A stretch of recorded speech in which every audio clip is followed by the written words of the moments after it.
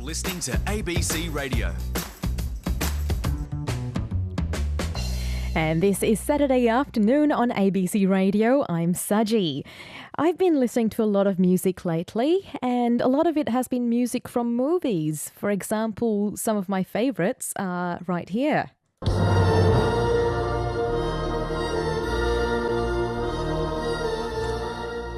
Doesn't that one just make you immediately picture dinosaurs walking around on a wide green plain? How about this one right here?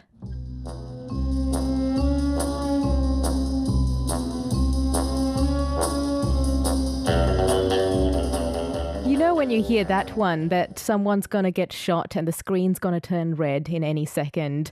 Well, what are your favourite soundtracks or musical scores from movies? I'd love to know. Please send me a text on 0467 922 702 or give me a call on 1300 222 702. What's your favourite musical score from a movie? But in the meantime, I have a guest joining me. Art Phillips is a music composer with decades of experience. He's done music for some ABC shows, including Outback House, and his music's also been heard on programs like The Oprah Winfrey Show. Art, welcome to the program. Hi, thank you very much for having me, Saji. How are you today? I'm good, thanks. I felt like I should give you an Oprah Winfrey welcome and be like, here's Art Phillips. No, but I love those two themes that you played. The John Williams theme is brilliant, and also Goldfinger, which is absolutely sensational. It really just calls the viewer to the screen, really, doesn't it? Isn't it just? It's just, I mean, I'm not even a huge Bond fan, but I could listen to that theme music again and again. Absolutely, and, ironically, the guitarist that played that lick is a very old friend of mine, Bob Bain, who is still working in Los Angeles. He's in his 80s. And, wow.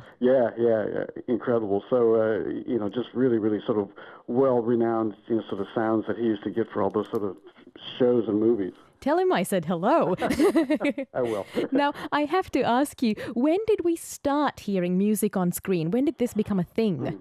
Well, really, 1895-ish is when we started to hear music to the screen. It wasn't actually embedded in the actual film on the screen at all, but it was a film that was screened.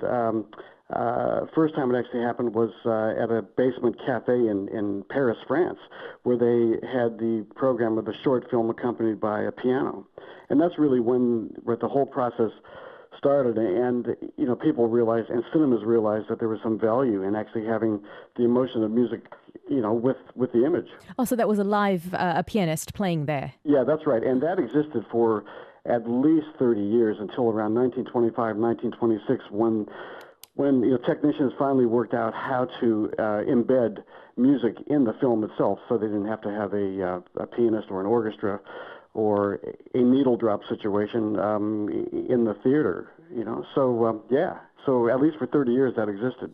And then how did it come to Hollywood? How did it come to Hollywood? Well, that's a whole different question because it was almost about to come to Melbourne, apparently, but something happened and it ended up in Hollywood. It's a true story. Really? Yeah. There's a lot of research that people should do about that. Yeah. But in the late 20s, there was two companies that actually sort of worked out how to embed music into the soundtrack of a film. And so really around the 30s is when Hollywood became sort of Hollywood as we know it now, where it was really the rise of the symphonic film screen soundtrack era, where Hollywood was actually flying over overseas composers like Prokofiev from Russia, et cetera, to actually do these big scores because they wanted a concert-like, symphonic sound. And that's really was the rise of the symphonic era of film. What makes a good musical score, in your opinion?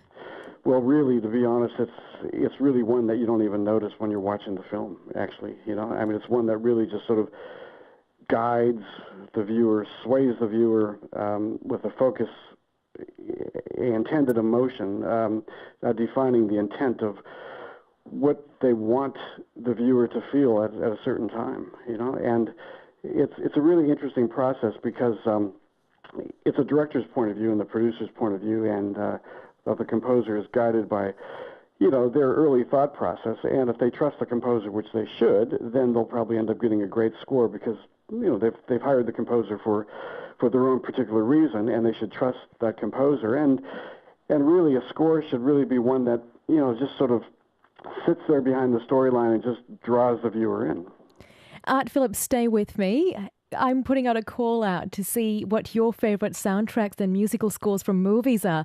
Please text me on 0467 922 702 or give me a call on 1300 222 702.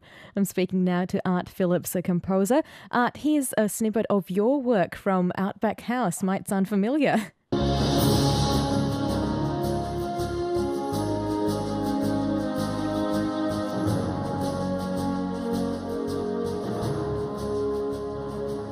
Now, that's just brilliant as well, and that was for the ABC, wasn't it? Yeah, that's right. That was, how many years ago? 10 years ago?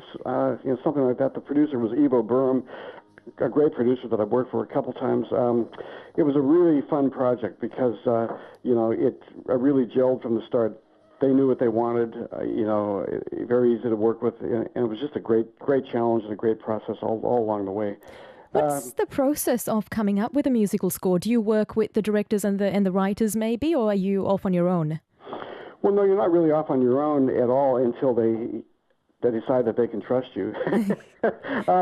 Really how it works is, it's sort of early communication, and you sit down with the director or the producer and you come up with a keyword formula, I suppose is the word. And I mean, Outback House was an interesting project for me because we sat down actually over a coffee in Melbourne across from the ABC studios, and I said to Ivo, and he said to me, if you can think of three things that the soundtrack should be like, what do you think? And I said, I think it should be a cross between the score to Magnificent Seven, mm-hmm.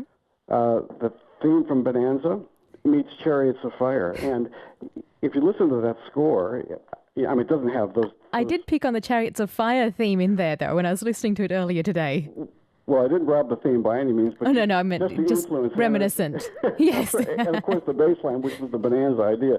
So yeah, that's how it happened. So really, it's a very, very difficult process, but it's a very simple process when you just put it down to being on the same page with the director and producer, and then it should happen. And then would you watch the show or the movie scene by scene as you're composing it? Absolutely, yeah. It's actually all scored to image frame by frame. Absolutely, yeah. How long does that take? Well, Outback House was 8 episodes, I think. 8, I think it was 8 or 12. Yeah, 8 it was, and a week turnaround for each episode, basically. And the hard part was the initial start. I probably had 2 weeks for the first episode to make sure I found a formula and came up with a formula. Once the formula is happening, by episode 3, or 2 or 3, it's just a joy to do all the other ones because it all just falls into place. I have no musical talent whatsoever, so I'm so impressed that you can do this and come up with music that just stays with people for long after they've seen something. Does it make you, as a composer, sometimes feel unrecognized that the score isn't as, out there?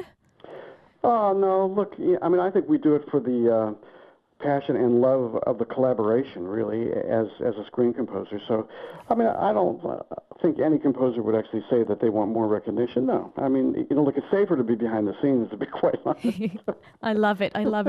Who are some of your favorite composers for screen? Well, that's a hard one, but off the top of my head, quickly, and probably not in this order,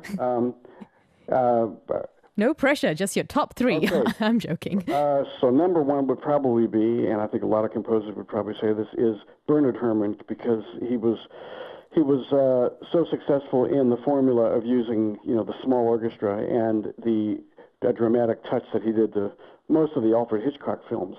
So films like Cape Fear, Psycho, as everybody knows, North by Northwest, Vertigo. Those are the greatest sort of scores of his. And then, there's probably, Ennio Morricone, who did, Once Upon a Time in America, all the spaghetti western stuff that you guys, I've got some Morricone right here. Uh-huh. Yeah, dollars, fistful of dollars. Those are great films. There's, Fistful of Dollars. There's there's a few. Takes you right over to the Wild Wild West, doesn't it? Yeah, well, that's exactly right, and really interesting because he was Italian, of course. Yeah, well, I mean, sorry, is Italian, and he really captured the American West, really, with all those scores. Just magnificent stuff. Beautiful stuff. Now, Art, I'm wondering, do you walk around with music in your ears the whole time? I mean, like without headphones, of course. Do you have a soundtrack to your life that's always going on in your head? I have a soundtrack to my life, and it's my family, and it's my work, and I don't listen to a whole lot of music outside unless I'm on an airplane. I usually come home at night, and I don't even like to have the TV on in the background because noise bothers me. I'll probably have to be put in an insane asylum in about 5 years, I think. Oh, no, we don't want that. Art Phillips, thank you so much for joining me for this chat today. Thanks for reaching out. All the best, and I'll hope to talk to you again. Thank you. Take care. And also, happy Mother's Day to all those mothers out there in the world. Oh, you're adorable. Thank you. Take care. See ya. Bye. Bye. Composer Art Phillips there.